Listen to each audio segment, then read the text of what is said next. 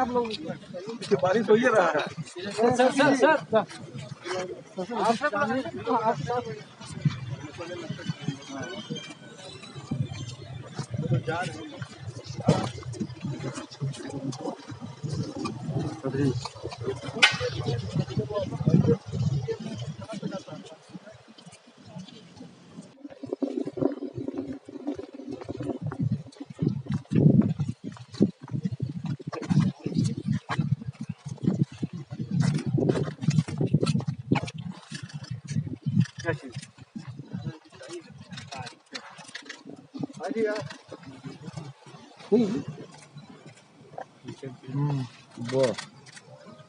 Mask में मजा नहीं आता ना, फिर वही कोरोना कोरोना कोरोना कोरोना वही ना।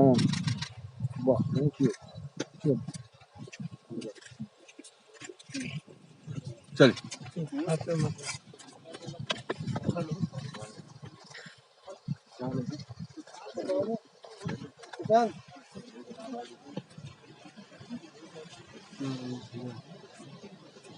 हो गया, हम लोग काम करने दो। काम हो गया ना, निकलो।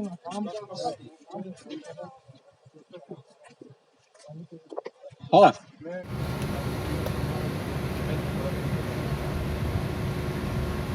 ये यहाँ का फिल्टर पानी है।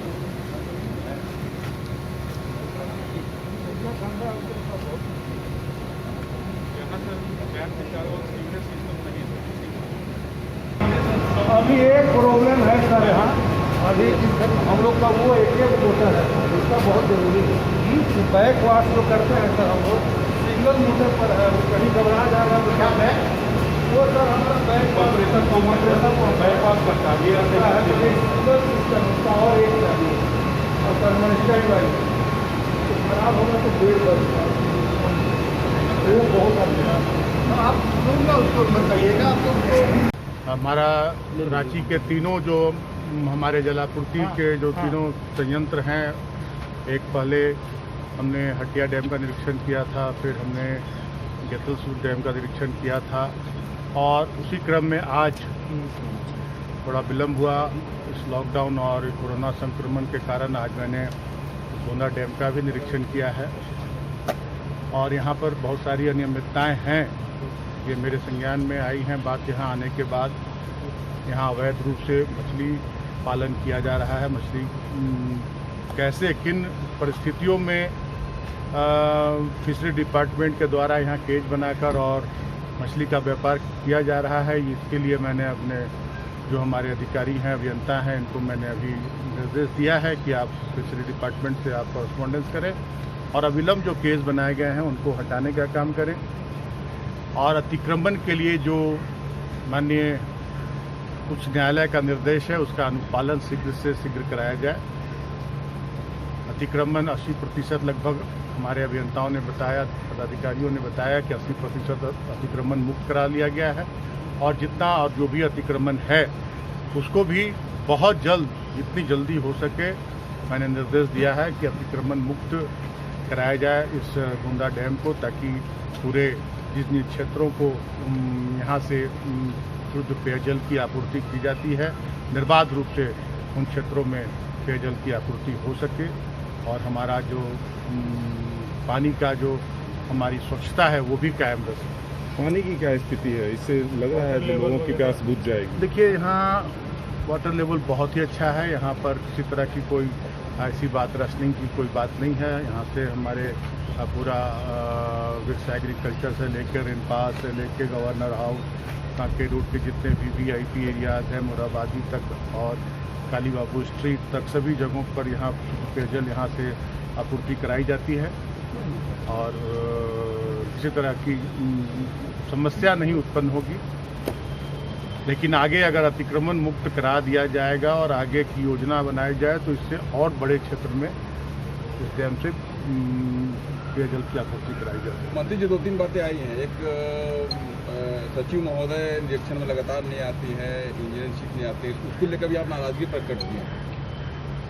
देखिए, ये उनका कर्तव्य है कि जब निरीक्षण हो और ऐसा कोई कार्यक्रम हो तो उन्हें उपस्थित रहना चाहिए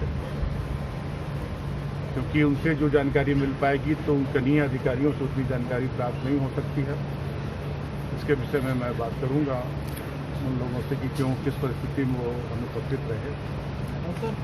आप बाकी जो जलाशय हैं उनमें वाटर लेवल का क्या देखिए, मैंने पहले भी कहा है और अभी भी कह रहा हूँ कि पूर्ववर्ती सरकार अगर दूरदर्शी होती, अगर उन्हें राज्यवासियों की, रांची वासियों का वास्तव में अगर उनकी चिंता होती तो ये आज जो परिस्थिति बनी है, आज हमें दुख के साथ कहना पड़ रहा है कि आज हटिया डैम से हमें रास्टिंग करनी पड़ रही है 2 दिनों की, तो ये नौबत नहीं आती। 2 दिन हीनू एरिया में और एचसी एरिया में, क्योंकि उसका जलस्तर, हटिया डैम का जलस्तर काफ़ी नीचे चला गया है और रास्टिंग नहीं होने से ऐसी स्थिति पैदा हो जाएगी तो हम एक दिन भी फिर पीने का पानी नहीं दे पाएंगे।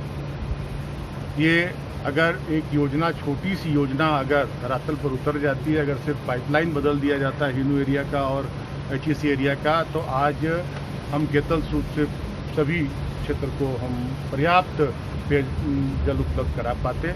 और इस योजना पर काम हो रहा है, हमारा डीपीआर तैयार हो गया है और बहुत जल्द हम निविदा करके, और आपके माध्यम से मैं पूरे रांची वासियों को ये सुनिश्चित कराना चाहूँगा कि अगले वर्ष किसी तरह की कोई किल्लत नहीं होगी। इस वर्ष ये हमारी कोशिश है कि हम नगर निगम से समन्वय बनाकर और जहाँ जहाँ रास्टिंग की जा रही है उन क्षेत्रों में हम टैंकर से पेयजल उपलब्ध करा सकें। मंत्री फिल्टर वाटर मंगा कर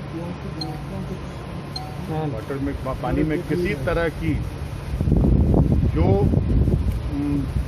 गुणवत्ता का जो पैमाना होना चाहिए उसमें किसी तरह की कोई कमी नहीं है। पानी पीने में भी स्वादिष्ट है और हर तरह का इसमें जो भी इसके शुद्धिकरण के लिए, पानी के जो फिल्टरेशन के लिए जो जो प्रक्रियाएं अपनाई जाती हैं वो भली भांति अपनाई जा रही है। ये फाउंटेन वगैरह को मंत्री क्या आदेश दिए हैं, इसको विकसित करना है? मैंने निश्चित रूप से आदेश दिया है कि अगर हम, ये शहर के बीचों बीच स्थित एक डैम है और किन परिस्थितियों में, आज मंत्री हूँ, मुझे भी सारी प्रक्रिया का पता नहीं है कि कैसे हम डैम से पानी आता है और कैसे उस फिल्टर प्लांट में आता है, कैसे उसका फिल्टरेशन होता है और उसके बाद कैसे पानी रिजर्वायर में, टैंक में जाता है और वहाँ से कैसे सप्लाई होती है।